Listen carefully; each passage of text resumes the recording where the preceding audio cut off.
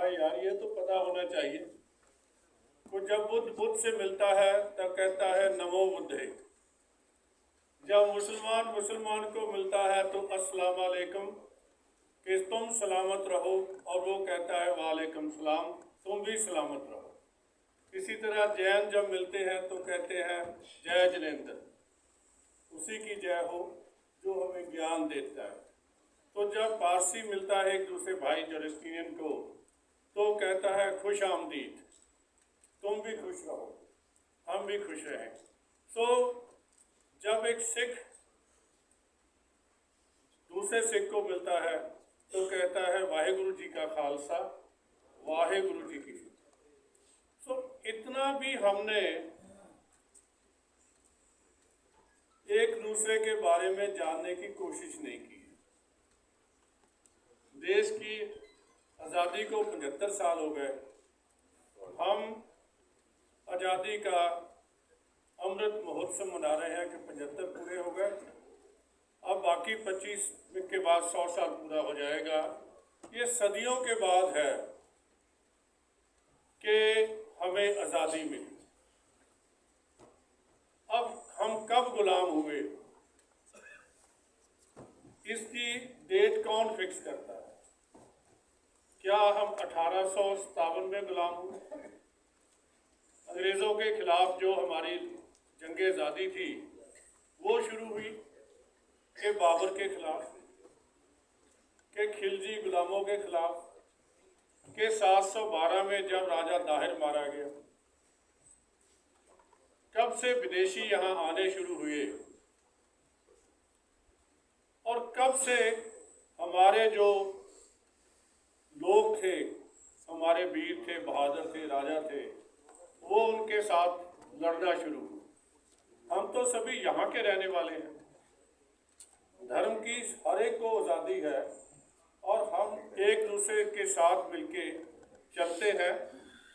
4 धर्मों का संबंध इस भारत की धरती से, सनातन धर्म, जैन धर्म, बौद्ध धर्म और सिख धर्म। बाकी 3 धर्म अरब से आते हैं, जिनमें ज्यूज हैं, क्रिश्चियंस हैं और इस्लाम को मानने वाले लोग। दोनों कोई दूसरे में कोई टकराव नहीं है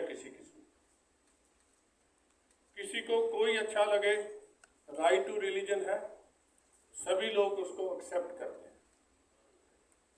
किसी को ऐसी है ही नहीं तो किसी को अपना धर्म मानने से रोके। लेकिन आज मैं सबसे पहले तो धन्यवाद देना चाहूँगा, जैन साहब बैठे हैं, IPS retired DGP, commissioner police Delhi रहे हैं।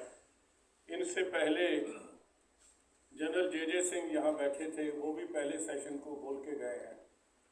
और आर्मी के बड़े सीनियर अफसर जनरल फिटिशर बैठे हैं, ब्रिगेडियर कुलदीप सिंह जी बैठे हैं, और बड़े लोग, बड़े सीनियर एडवोकेट बैठे हैं, सूरी साहब बैठे हैं, जैकब साहब बैठे हैं। कुछ लोग केरला से आए हैं, कोई बंगाल से आए हैं, कोई जम्मू कश्मीर से आए हैं। सभी लोगों का एक गुलदस्ता बना है। तो किस बात के लिए मैं आपके सामने जो 2-4 बातें रखना चाहूँगा, उनमें से सबसे पहले तो ये है कि कमीशन बुला क्या है। अरे ये कमीशन है क्या? नेशनल मिनॉरिटी कमीशन इसलिए बना था। मिनॉरिटी होती क्या है? जो लेस देन 50% इज मिनॉरिटी। तो जो उसकी परिभाषा अलग अलग से होती।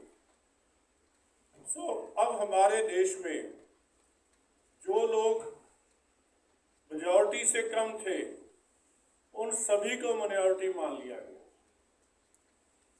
एक धर्म को मेजॉरिटी मान लिया गया, बाकी सभी धर्मों को माइनॉरिटी मान लिया गया।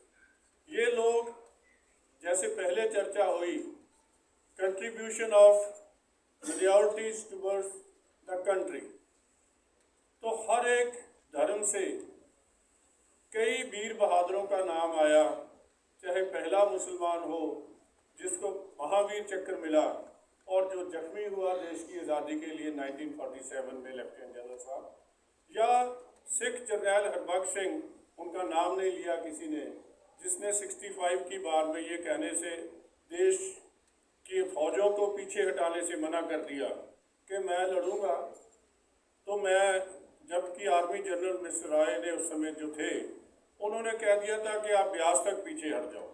वो कहने लगे हम ननकाना साहब छोड़ आए हैं, आप सो जाइए, मैं लड़ूंगा खुद जाके। बॉर्डर पे लड़ाई हुई जो 65 की बार हुई, वो दो सिखों के बारे में रहे जिसके ज़्यादा चर्चा होगी, जनरल हरबख्श सिंह और एयर मार्शल अर्जन सिंह। उन दोनों की वजह से नेट ने सेवर जट का मुकाबला किया और जो कमज़ोर फौज थी उसने पाकिस्तान के जो पैटर्न टैंक थे उनको तोड़ दिया। और अब्दुल हमीद जो है वो पैटर्न टैंकों का जिसने कब्रिस्तान बना दिया भिखीविंड में, जहाँ सितंबर में हर साल मेला लगता है। मेरे ख्याल लोग जाने वाले कम हैं, मैं तो हर साल वहाँ जाता रहा। सो एक का भी नहीं कह सकते।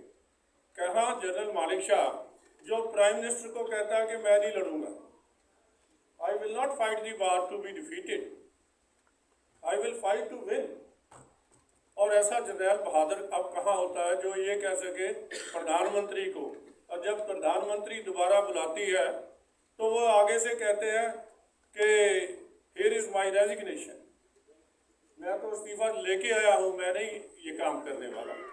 तो ऐसे बहादुर लोगों ने इस कौम को, RS जेंटल हो जो पहले हमारे हॉकी के कैप्टन भी रहे हैं, दूसरे क्रिश्चियन हो, कोई ऐसी जगह नहीं जिस शोबे में आर्टिस्ट हो, जो रफ़ी साहब कह रहे थे कि हमारे पास टेक्नोलॉजी या कला के विज्ञान की कमी नहीं है, हमारी साइंस चाहे यूनानी हो, जो चाहे आयुर्वेद हो, ये सारी अच्छी साइंसेस हैं, इन्होंने डेवलप की है। लेकिन इतने अच्छे देश में जहां हमें सबको आगे बढ़ने का मौका मिला है, तो हमारी क्या contribution, where we are lacking. मैं छोटी छोटी 2-3 बात करूंगा, पहले जरा कमीशन के बारे में बता दो। ये कमीशन जो है 6 धर्मों के 3 चीज़ों के लिए 4 चीज़ों पे ज़्यादा करते हैं। पहले एक है कि एजुकेशन सभी को मिले, कोई आदमी एजुकेशन से ना रह जाए। दूसरा, किसी को भी रोजगार में मदद करनी है वो करे। तीसरी चीज़ थी कि किसी के साथ डिस्क्रिमिनेशन ना हो, हाउस उसको मिले।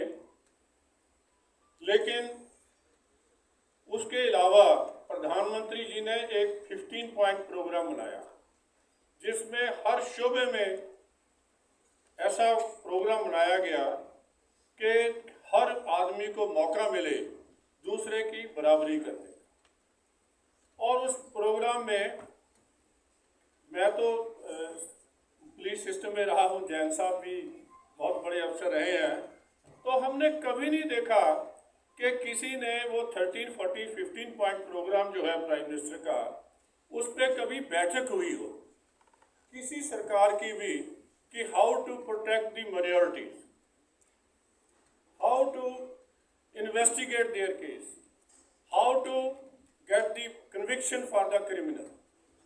यह हुआ ही नहीं है, ना हो रहा है।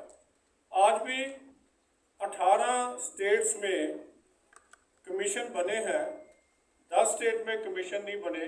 मुझे 1.5 साल का समय हो गया, हर साल हर महीने एक डीओ लेटर चीफ मिनिस्टर साहब को लिखता, और वो कुछ लोगों ने माना, बाकी लोग को अभी तक चल रही है ये जद्दोजहद है। हम उनको कहते हैं कि ये काम करो। अब